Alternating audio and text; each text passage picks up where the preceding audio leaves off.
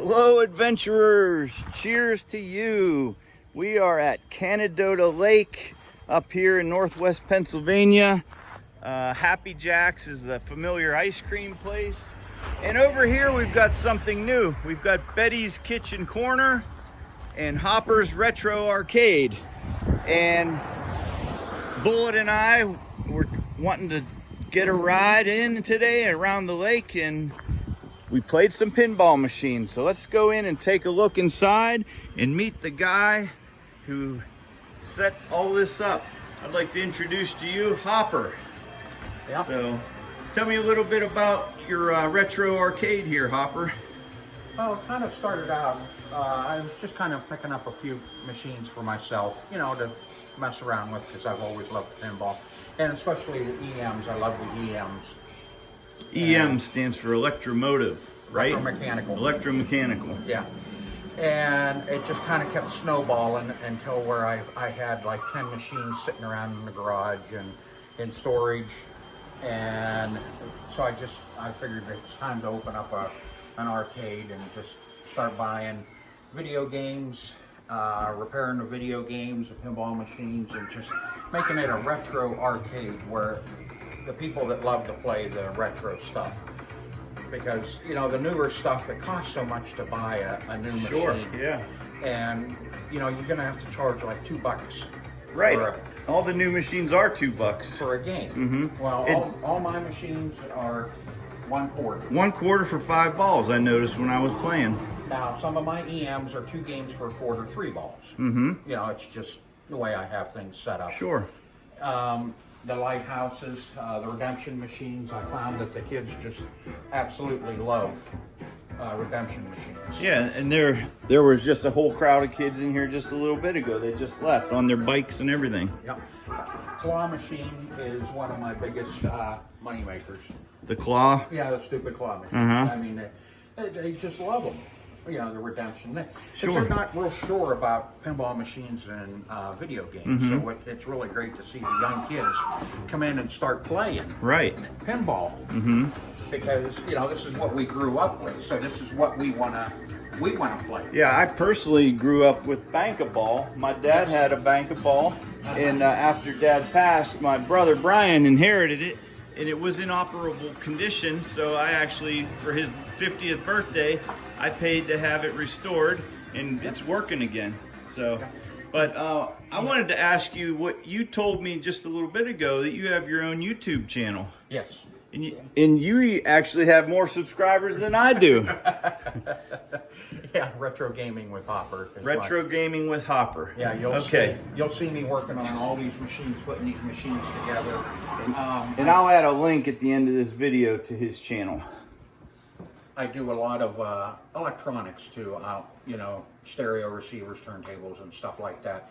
You know, because I also set up at an outdoor market, Mm-hmm. and I sell a lot of electronics at the outdoor market. Okay. And now that the arcade is moving really, really well, I have to get back on my arcade machines, because I have like another 8 more pinball machines to do, and I have video games everywhere. Storage, over in the garage, you know, so I got plenty to do to get more stuff in here. Okay.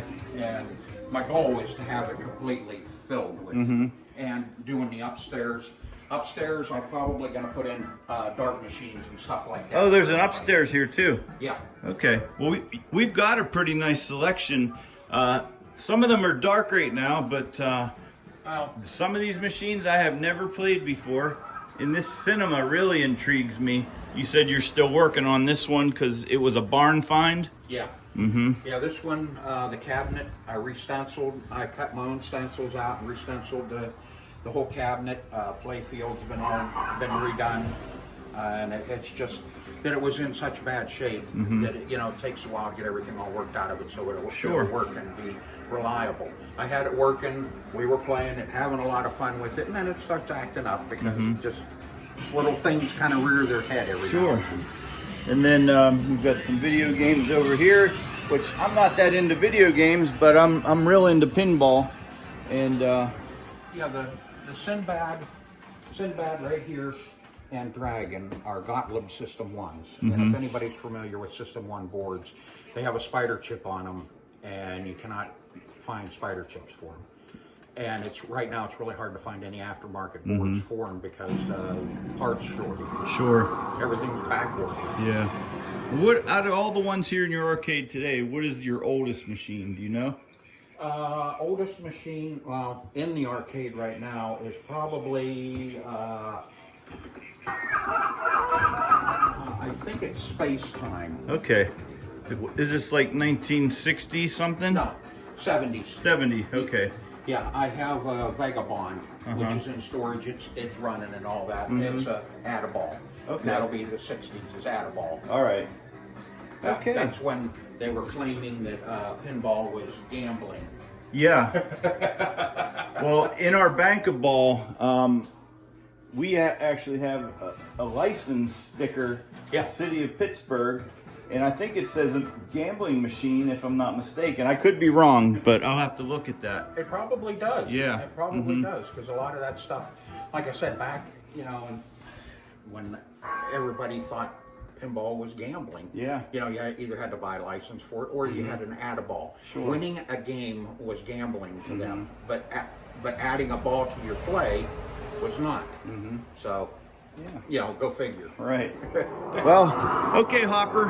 I want to thank you for talking to me here, and we'll get this uploaded on YouTube.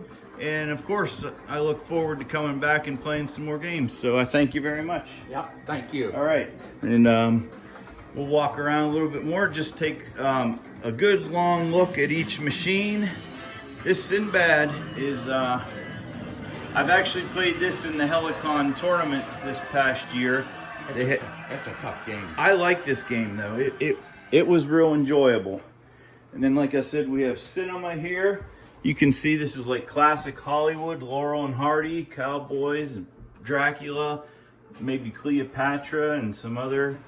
And you got Flip Flop by Bali, which is Cowboys and Indians. That's one of my most popular machines, is Flip Flop. And then Target Alpha, that's like sci-fi from, kind of like the golden age of science fiction.